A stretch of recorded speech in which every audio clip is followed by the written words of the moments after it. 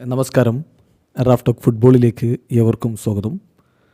Inter Miami Concacaf Champions കപ്പിൻ്റെ round of 16 ആദ്യപാദ മത്സരത്തിൽ ജമൈക്കൻ ക്ലബ്ബായ കവലിയർ എഫ്സിക്കെതിരെ ഏകപക്ഷീയമായ 2 ഗോളുകൾക്ക് വിജയിച്ചു കയറിയിരിക്കുന്നു. ലൂയിസ് സുവാരസ് അദ്ദേഹത്തിൻ്റെ ഗോളടി മേളം തുടരുന്ന കാഴ്ചയാണ് നമ്മളിപ്പോൾ കാണുന്നത്.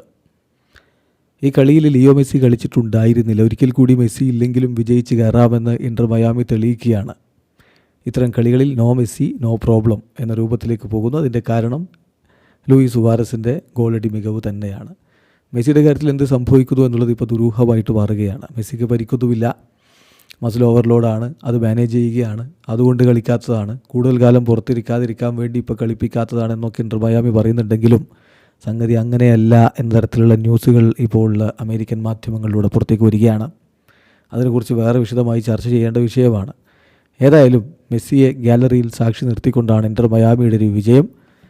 മയാമിയുടെ മുന്നേറ്റങ്ങൾ നയിച്ചുകൊണ്ട് ആദ്യ 11-ൽ ലൂയിസ് സുവാരസും ക്രവാഷിയും അല്ലൻ്റെയും ഒക്കെ ഒരുമിച്ചാണ് ഇറങ്ങിയത്.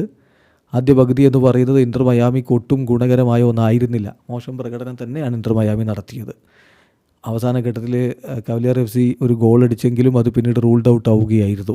രണ്ടാം പകുതിയിൽ പക്ഷേ ഗോളുകൾ വന്നു. 61-ാമത്തെ മിനിറ്റിൽ അല്ലൻ്റെയുടെ ഗോൾ ഇന്റർ മയാമിയെ മുന്നിലെത്തിച്ചു. തുടർന്ന് 83-ാമത്തെ മിനിറ്റിൽ ലൂയിസ് സുവാരസിൻ്റെ ഗോൾ കൂടി വന്നപ്പോൾ ഏകപക്ഷീയമായ 2 ഗോളിൻ്റെ വിജയം ആദ്യ പാദത്തിൽ ഇന്റർ മയാമി സ്വന്തമാക്കിയിരിക്കുകയാണ്. ഇനി അടുത്ത മത്സരം ചാർലസ് എഫ് സിക്കെതിരെ മാർച്ച് 10-നാണ്. അത് MLS കളിയാണ്. ആ കളിയിലും മെസ്സി ഉണ്ടാകുമോ എന്ന കാര്യത്തിൽ ഇപ്പോൾ ഒരു ഉറപ്പും പറയാൻ പറ്റാത്ത അവസ്ഥയാണ്. മയാമി എന്തൊക്കെയോ മറച്ചു വെക്കാൻ വേണ്ടി ശ്രമിക്കുന്നു എന്നത് വളരെ വ്യക്തമാണ്. അതിനുശേഷം 14-ാം തീയതി കവലിയർ എഫ് സിക്കെതിരെയുള്ള റിട്ടേൺ ലെഗ് മത്സരമാണ്. മയാമിക്ക് ഓൾറെഡി 2 ഗോളിൻ്റെ ലീഡ് ഉള്ളതുകൊണ്ട് കാര്യങ്ങൾ എളുപ്പമാവുമെന്നാണ് പ്രതീക്ഷിക്കുന്നത്. വീഡിയോ അവസാനിക്കുന്ന ഫുട്ബോൾ ലോകത്ത് കൂടുതൽ വിശേഷങ്ങളുമായി റാഫ് ടോക്സിൽ എത്താം.